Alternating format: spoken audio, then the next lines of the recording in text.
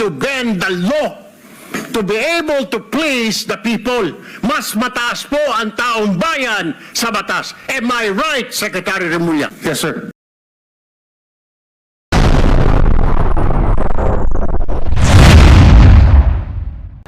Mayroon daw nag-tip kay Boying Remulla na may warrant of arrest na si Bato de la Rosa. Anong implikasyon yan sa katatayuan ng mga kaso ngayon sa ICC at sa estado ng hustisya dito sa ating bansa? Ito po muli si Atty. Mike Operario at pag-uusapan natin yan sa araw na ito. Kagabi lang naglabas po ako ng video tungkol sa di umano'y pagkaka-issue ng warrant of arrest kay Bato de la Rosa ng ICC.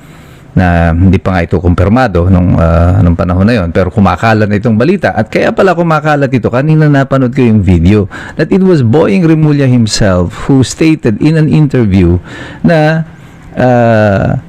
naka-receive siya ng tawag at kinonfirm na meron na ngang warrant of arrest si Bato de la Rosa.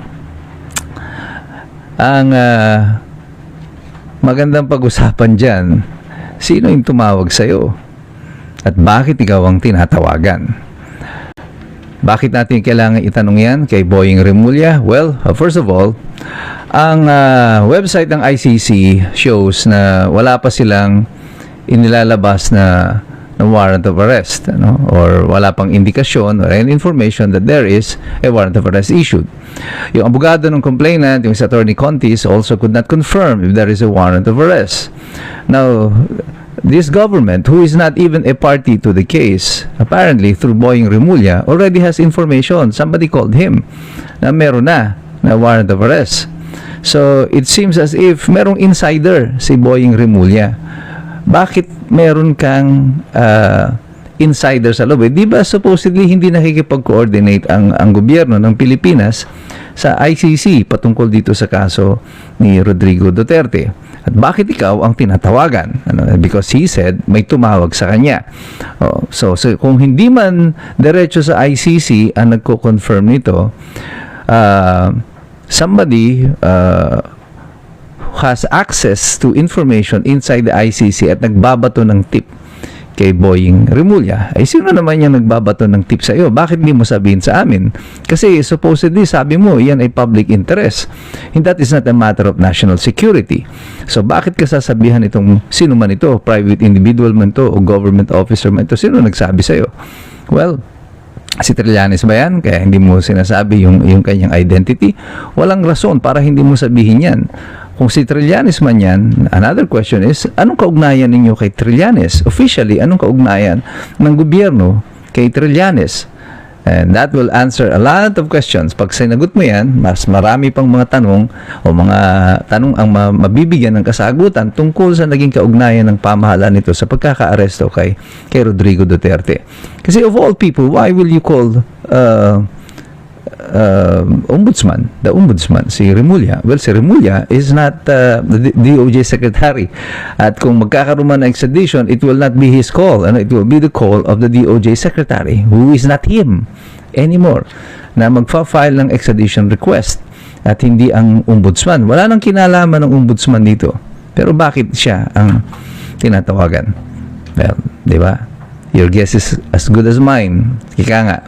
Pero I think alam na ng taong bayan yan. Alam naman ng lahat noon na sa pagkaka-aresto ni Rodrigo Duterte, hindi naman na talaga totoong walang partisipasyon yung gobyerno. It was the government who made it possible na arestuhin si Rodrigo Duterte. Ang implikasyon lang nitong mga revelasyon na ito, na sa sarili niyang bibig nagmula, nahuhuli yung isda sa sarili niyang bibig, is that kung meron kayong insider sa loob, is the government spending money for this insider information? If it is Trillanes, is the government spending money for Trillanes to give you access to this information? That is a matter of national interest also, na i-reveal nyo itong mga bagay na ito sa publiko. Kung sino-sino yung pinagbababayaran at pinagkakagastusan ng gobyerno para lamang dito sa mga kaso na isasampa ninyo sa mga miyembro ng oposisyon at saka ng mga sumusuporta kay Sara Duterte. Noong pa man, sinabi ko na sa inyo, meron na talagang plano itong pamahalaan na eventually ay isa-isang i-eliminate yung mga sumusuporta kay Sara Duterte because ito nga ang flood control, they are planning to twist it around, na ngayon ang mga kakasuhan ay yung mga senador na kampi kay Sara Duterte at hindi yung mga congressman na supposedly ay involved dito. Of all the congressmen, si Saldico lang ang sasampahan ng kaso. Si Speaker Romualdez ay parang wala lang, di ba? At mukhang gagawin pa yata nilang state witness, pati yung mga DPWH, mga officials in Bulacan ay si Hernandez, si Alcantara, ay mukhang magagawin pa mga state witness. Sino lang matitirang kakasuhan? Yung mga senador na lang. Nasaan na yung 67 kong traktor na sinasabi ni Ping Lacson? Nawala na rin, parang bula. Nasaan na yung mga 15 top contractors na sinasabi ni Bongbong Marcos? Nawala na rin.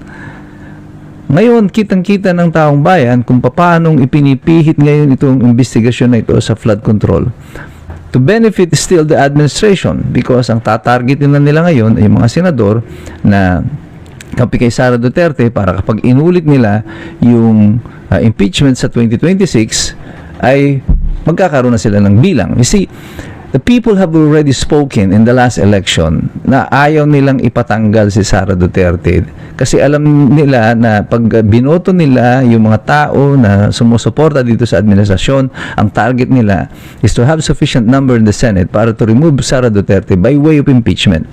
The people have spoken through their ballots na ayaw nila itong style na ito ng pamahalaan, and they have placed enough senators in the Senate to thwart any attempt na tanggalin si Sara Duterte by virtue of an impeachment.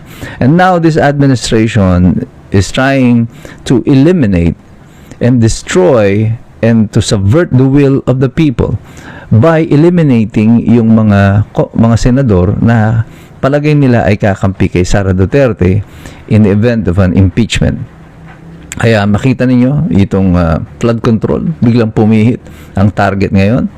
Yung mga sumusuporta kay Sara Duterte, Villanueva, Jinggoy, Chis Escudero. And now, kasama na rin si Bongo doon sa kanilang iniimbestigahan dito sa flood control. Punta sila sa Davao, hanggang sa pati si Mayor Magalong na nag-resign na biglang nandun. Pero pag-uusapan natin si Mayor Magalong and the other politicians involved here in a separate discussion. But what is important right now is that nagiging malinaw sa ating lahat, sa mga Pilipino, na ang ginagawa ng administrasyon ngayon is all designed to eliminate the opposition to a possible impeachment case to be filed against Sara Duterte in 2026. Itong investigasyon na ito sa flood control, walang makukuhang katarungan. Ang pamahalaang gobyerno, ang mga mamamayan, hindi mababawi ang pera dun sa mga may kagagawa nito under this present administration. It is apparent sa marami na ang mangyayari dito ay diversion at takipan upang hindi managot yung mga totoong dapat na managot dito sa kaso ng katiwalian dito sa flood control. But the people will not be fooled. Hindi nyo na kaming maloloko. Alam na namin ang katotohanan sapagkat kami patuloy na nagmamasid, nagsasaliksik, nag-aaral. Kasi alam namin, mahirap makialam ang taong walang alam. God bless you. God bless us all. Mabuhay ang Republika ng Pilipinas.